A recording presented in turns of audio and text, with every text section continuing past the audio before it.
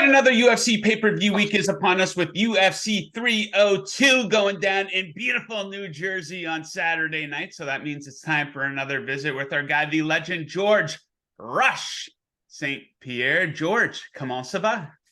Ça va très bien, merci. Et toi?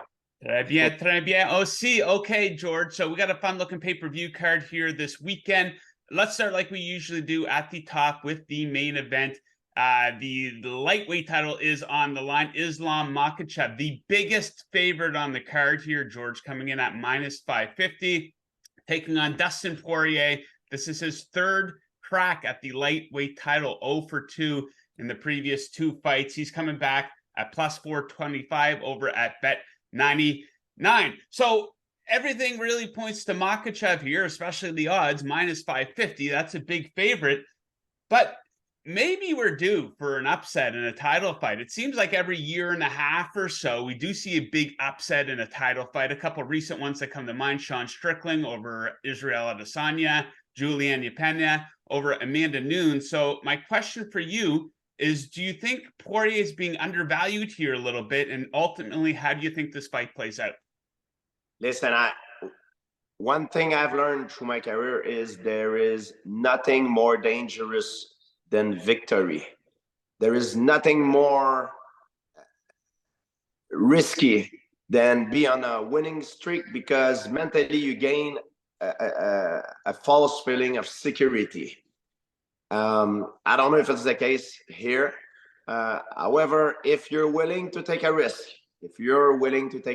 that's the fight to make the bet. You know, like Poirier, of course, he's not favorite, but he's got the tools to upset. You know, he can knock out if he touch Makhachev with good timing and with precision. And he's also got a very good guillotine choke. And we know that Makhachev loves to go for takedowns. And Poirier has got a very good guillotine choke. So that's a very good setup for a guillotine. However, of course, the odds does not favor him. But if you're willing to risk, that could be a fight that you can choose. Yeah, I think Bet99 had Poirier to win by knockout / TKO plus 700. So if he does pull off the upset, I don't think it would be over 5 rounds. I think he would end up catching him. So yeah, it should be absolutely. I agree. If I believe that if an upset happened is because he catch him on the timing, and that could happen. You know, it happened before many times. And also Makhachev got caught before. He had a loss on his record and he got caught. So things like this can happen to everyone.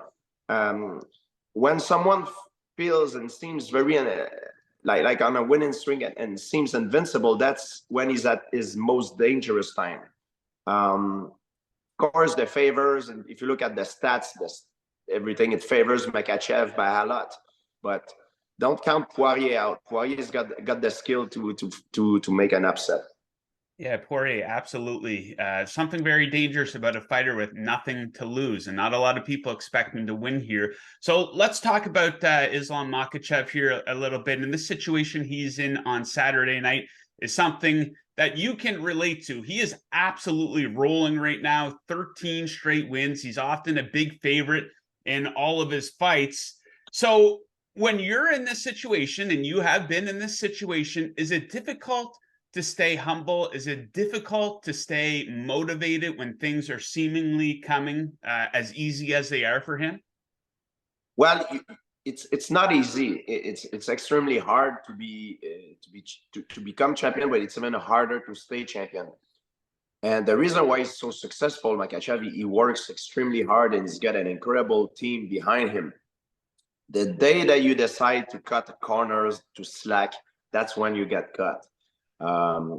But he seems very disciplined, and now he's fighting in New York Prudential Center. There's a lot of Russians there, so it's going to be a very interesting night.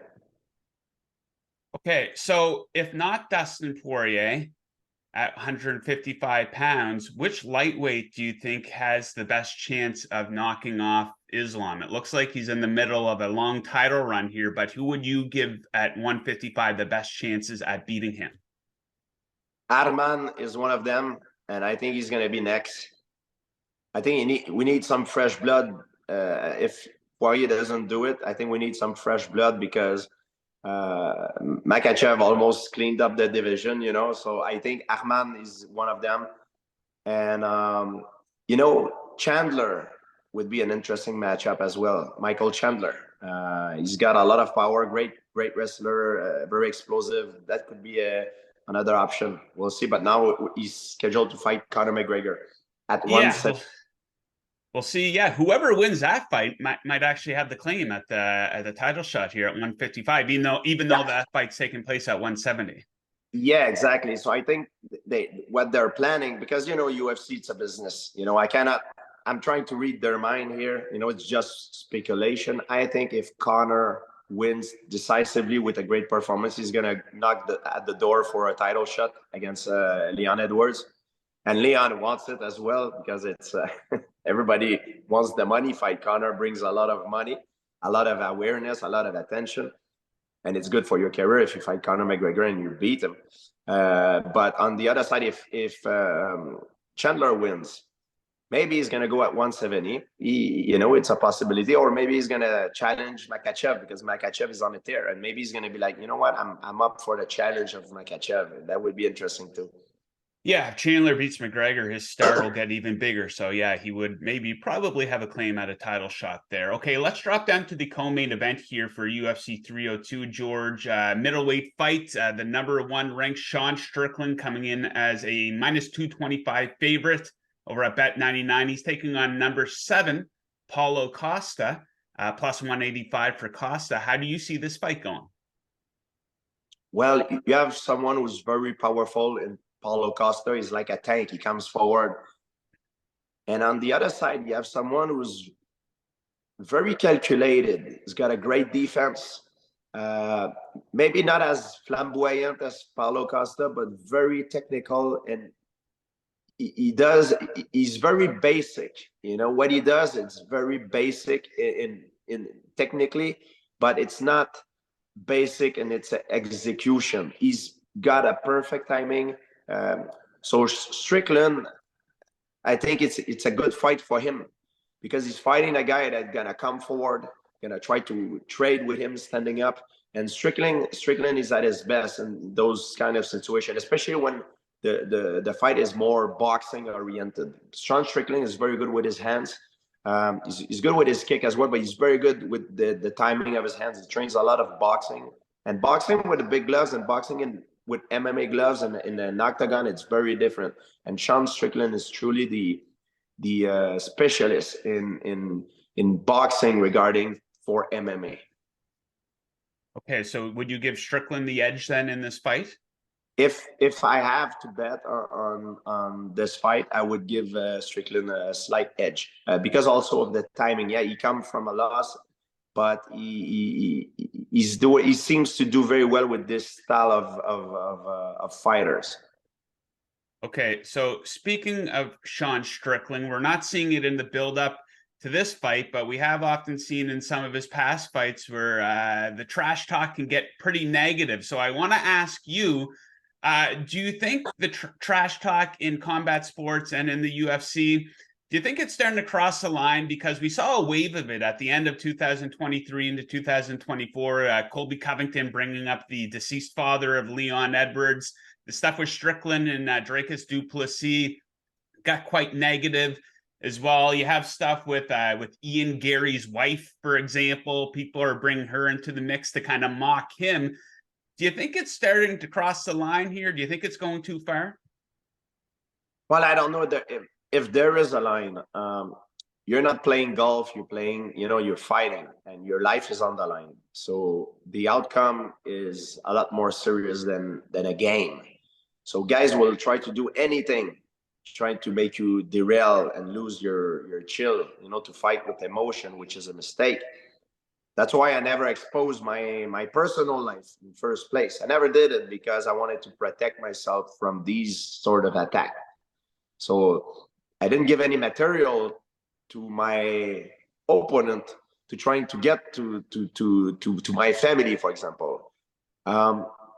That was my strategy, you know. When I was fighting, I closed the door on that to not give any material to my opponent. but there's not really line. I'm not saying it's okay. It's not okay to do that. I never did it, and it's not my style, but that's the reality of it. You're in the fight business. Guys will try to do anything. It's called mental warfare. They're gonna try to do anything. And one good example of that is Conor McGregor when he won the title against Jose Aldo. Jose Aldo was so enraged. He went blindly, and Conor, being a sniper, really was just waiting for him, slip the punch, and tag him with his straight left. And that was a very good example of someone who lost his chill. And you know, I'm sure you would have done that the fight 50 times, it would be 50 different outcome, but that was like a strategy that was planned. Yeah, McGregor was completely able to throw him off of his game. Similar story, I think, with Eddie Alvarez. It's almost as if McGregor won those fights before the fights even took place. But in a situation like this, you have a guy like Colby Covington. It's getting very dirty. Is there a spot if the UFC is calling these guys and saying, would you like to take this guy? And do you think people want to avoid fights with a guy like Covington altogether just because it gets so negative? He's bringing your wife and family into things. It seems like just a massive headache. Yeah, it's part of the game, but now his stock doesn't worth as much as it used to, because he was like one of the top contender, close to be champion. That's the thing, when you play that game, if you wins, it can bring you good things, but if you lose, people will hate you even more. So I don't know what to say. It's never been my strategy personally, and I'm not a fan of it, but in a way, that's mental warfare, and it's the art of war. Absolutely. Okay, so UFC 302, there's a lot you like on this card here, so let's whip through a few more picks that you have. Kevin Holland looking to bounce back from his loss against Michael Venom Page. That was at UFC 299. He's a minus 250 favorite on this card, and you like him to bounce back here. I think so. Holland got a lot of great skills. He's good everywhere. He's very well-rounded. He can fight standing up, can fight on the floor. He's got it all, And one thing I would have liked to see a little bit more from him is to increase his ability to dictate where the fight is going. We know he's very good on the floor and he's very good standing up, but sometimes he seems like he doesn't force where he wants the fight to take place. He let his opponent dictate where it's going. If he could perhaps try to force that a little bit more, I think that would bring the best out of him. I think so. Okay, George, let's kick around a couple topics here. One super hot one right now in the MMA community is the UFC heavyweight title picture. And basically what I'm going to ask you is, do you think John Jones has earned the right to essentially do whatever he wants and fight whoever he wants, despite the fact that it's holding up the division here? So he hasn't competed in over a year, but all signs point to him fighting Stipe Miocic in the fall. Now, the issue with that is that Miocic hasn't competed in over 3 years. He hasn't won in over 4 years. So it's kind of tough to make a case for him deserving a title shot. Meanwhile, Tom Aspinall is the interim champion. He's going to be taking on Curtis Blades in England in July. So do you think, John, like a lot of people, I know you got him near the top of your list as one of the GOATs of the sport. Do you think he just deserves to do whatever he wants here? Well, you can't do whatever you want, because UFC is a business, and it's not a business about the past. It's a business about the future. It's always about the future. They always try to promote what's next. And in that case, you have John Jones is a legend and probably one of the best that ever done it. He's an incredible resume. However, you have a champion in Tom Aspinall who's waiting and he wants to go. So I think the fight to make is Tom Aspinall against John Jones. It's a lot more interesting than if you would go with Stipe Miocic. I understand Stipe Miocic has a great resume too. He's a legend, but if we talk about right now, his value probably does not worth as much as Tom Aspinall. Tom Aspinall is right now, he's the man in the division. Of course, you have John Jones, who's like champion, beat Cyril Gane in an incredible fashion. So as a fan, the fight that I would have liked to see as a fan is Jones against Aspinall. Okay, so let's piggyback off that. Fights you would like to see as a fan. Jones versus Aspinall, one of the more interesting fights that the UFC can put together right now. If they came to you and they said, George, we're going to let you play matchmaker for a day, you can put together any two fighters to form an incredible fight. Who would you pair up? In any in heavyweight or yeah, any fight that would make sense. There's a lot of fight I would like to watch. I would like to watch. I would like to watch Shimaev against maybe Dricus Duplessis or Robert Whittaker. I think that would be interesting. Or Paulo Costa. I know they don't like each other, Shimaev and Paulo Costa. So if Paulo Costa win the fight, I would like to watch Shimaev and Paulo Costa, just because stylistically it's a great matchup, and also there's a lot of bad blood, and it makes it always more interesting. Okay, follow up to this one, a bit of a fantasy matchmaking situation. So you can take a star from today, a really good fighter right now, versus a legend from the past, almost something you'd see in like a video game type of a situation. Which fight would you make in that situation? Oh, I would make a lot of fight. I would make I would have make man, it's a BJ Penn against Khabib Nurmagomedov, both in their prime. I would make BJ Penn against Islam Makhachev, both in their prime. I would make Anderson Silva Anderson Silva in his prime against Dricus Duplessis. That would be a good one. There's a lot of fights I would have liked to see Fedor Emelianenko against Tom Aspinall, Fedor prime against Tom Aspinall. I would like to see Francis Ngannou come back and maybe fight John Jones. That would be a good fight as well. Even though he lost a little bit of his interest, unfortunately, because Francis got KO in boxing, but I think it's still a good fight to make. The two that I would make, Alex Pereira versus Anderson Silva in his prime, and Islam Makhachev versus George St-Pierre. No comment on that? At 155 or 170? I probably have to do a catch weight. Maybe a little bit of interest there. Okay, let's end with this, something unrelated to the UFC, something maybe a little bit of fun and something everyone can be interested in. So, George, you might be one of the fittest men in the world, probably in the top 1% of healthy people. You're probably too modest to admit that. But outside of the basic stuff, drink your water, exercise, lift weights, what is one health or wellness tip that you'd recommend that people incorporate into their lives? I think it's important to take time to sleep, to have at least a 7-8 hour, a good 8 hour, calculate like 8 hour of sleeping window. I think it's very important.